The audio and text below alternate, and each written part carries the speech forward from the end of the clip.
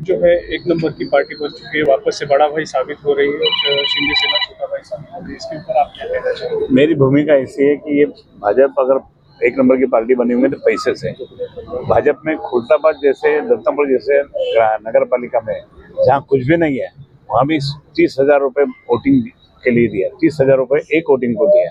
ये कहाँ से पैसा है भाजपा के पास? उसके आमदार के पास कहाँ से पैसा है? ब्लैकमेलिंग करके उसका आमदार का ये करता है, वो पैसा लगाया उसने और वहाँ भी हार गया, गंगापुर में भी हार गया।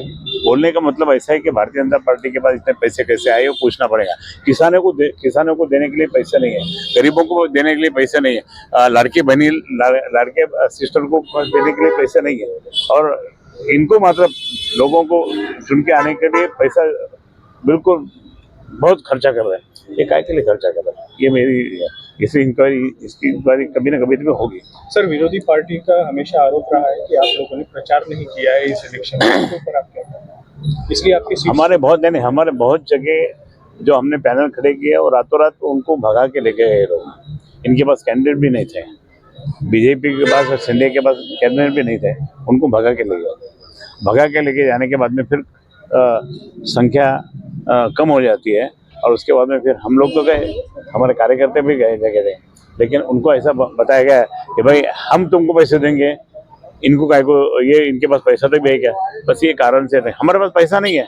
माननीय उद्धव साहब 2.5 साल मुख्यमंत्री थे, उसमें कोरोना कितना था, और उन्होंने सारे खाते सब डिपार्टमेंट इनको शिंदे को दिया, 2 बड़े बड़े डिपार्टमेंट बाकी सबको दे दिए, उससे कुछ भी नहीं हो। ये इन्होंने उसमें कमा लिया और पार्टी को दिया नहीं, और पार्टी को देना चाहिए पार्टी फंड, वो भी दिया नहीं, और खुद अभी लोगों को फोड़ने के लिए, पैसे के लिए दे रहे। ये मेरा आरोप है। ये जो चुनाव के नतीजे आए हैं, क्या इसका जो असर है वो आने वाले महानगर पालिका के नहीं होगा, क्योंकि सिटी के शहर के जो लोग हैं वो बहुत होशियार रहते हैं।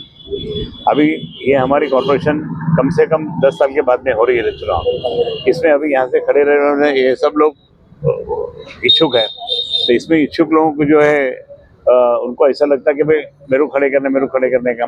अभी इनको खड़े कर दिए, इन्होंने पैसे बांटना चालू कर दिया, तो ये देखेंगे इनको खड़े कर दिए, ये कोई और दूसरा पैसा बांटने वाला देखेगा, तो इसमें इतना सतर्कता रहेगी, इसमें कोई पैसे बांट नहीं सकते।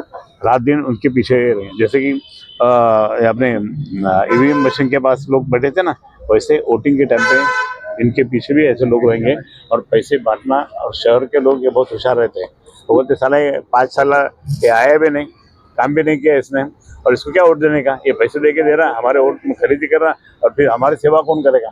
नगर सेवक यानी कि मसीहा रहता है, और वो पूरा मतलब आपको बताता कि उसने पूरा लोगों की सेवा करना चाहिए। इससे बाला साहब जो बोलते रहते हैं 80% सेवा और 20% राजनीति, ये करिए कि लोगों की सेवा करना, भ्रष्टाचार मुक्त रहना, भ्रष्टाचार कभी करना नहीं, और लोगों के लिए रात दिन कभी मेहनत करो।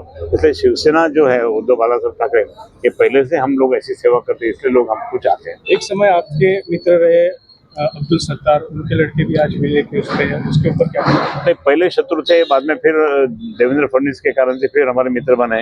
उन्होंने तो लाया था हमारे पास, उद्धव जी बोला कि इसको खड़े कर दो, हम तुमको ये सीट देते सिल्लोर की।